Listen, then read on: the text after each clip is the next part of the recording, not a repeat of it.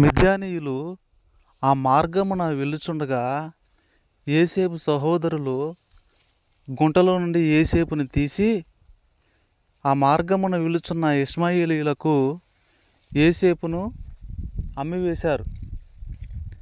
అమ్మివేసినప్పుడు యోసేపును వారు ఐగుప్తునకు తీసుకుని వెళ్ళిపోయారు. పిల్లారా, చిన్న వయసు నుండి యోసేపు ప్రేమను చూశాడు, స్వార్థాన్ని కూడా చూశాడు. యోసేపు యొక్క తండ్రి తన మీద ప్రత్యేకమైన ప్రేమ చూపించటం వలన అనేకమైనటువంటి అనర్థాలకు యోసేపు గురయ్యాడు, అనేకమైనటువంటి ఇబ్బందులు పడ్డాడు.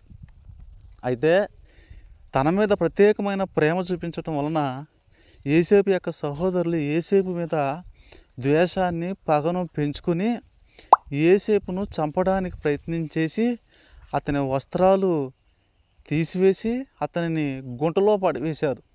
గుంటలో పడవేసినప్పుడు మిద్యానీయులు ఆ మార్గాన్ని వెళ్ళుచుండగా ఆ గుంటలో నుండి యోసేపుని తీసి మిద్యానీయులకు అమ్మివేశారు. మిద్యానీయులకు అమ్మివేసినప్పుడు వారు యోసేపును ఐగుప్తునకు తీసుకుని పోయారు. ప్రియులారా, మనం కూడా కష్టాలు అనే గుంటలలో అనేక సందర్భాల్లో పడిపోతూ ఉంటాం. చాలా భారమైన జీవితాన్ని, దయనీయమైన జీవితాన్ని అనుభవిస్తూ ఉంటాము.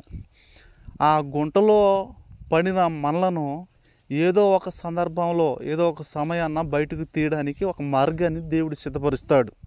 గుంటలో పడినటువంటి యోసేపును బయటికి తీయడానికి దేవుడు మిద్యానీయులను సిద్ధపరిచాడు. ఏదో ఒక దినాన కష్టాల నుండి, ఆ భారమైన జీవితం నుండి దేవుడు మనలను విడిపించునుగాక. ఆమేన్. ఐగుప్తు దేశంలో యోసేపు అతని యొక్క పోతీఫరు యొక్క ఇంటిలో బానిస జీవితం జీవిస్తూ ఉన్నాడు. యోసేపు సుందరుడై ఉంటున్నాడు. అందమైన సుందరుడు, రూపవేసి అయి ఉండట పోతీఫరు భార్య చూసి నాతో శయనించమని అనగా యోసేపు దేవుని యందు భయభక్తులు కలిగినటువంటి వాడై దూరంగా పారిపోయాడు. బానిస వస్త్రం విడిచిపెట్టి దూరంగా పారిపోయాడు. ప్రియ యవన సహోదరి సహోదరులారా, అపవాది యొక్క శోధనలలో నుండి మనము దూరంగా పారిపోవాలి. యోసేపు ఏ విధంగా అయితే దూరంగా పారిపోయాడో మనం కూడా దూరంగా పారిపోవాలి. యోసేపు ధరించినటువంటి నమ్మకము అనే వస్త్రాన్ని మనము ధరించుదుముగాక.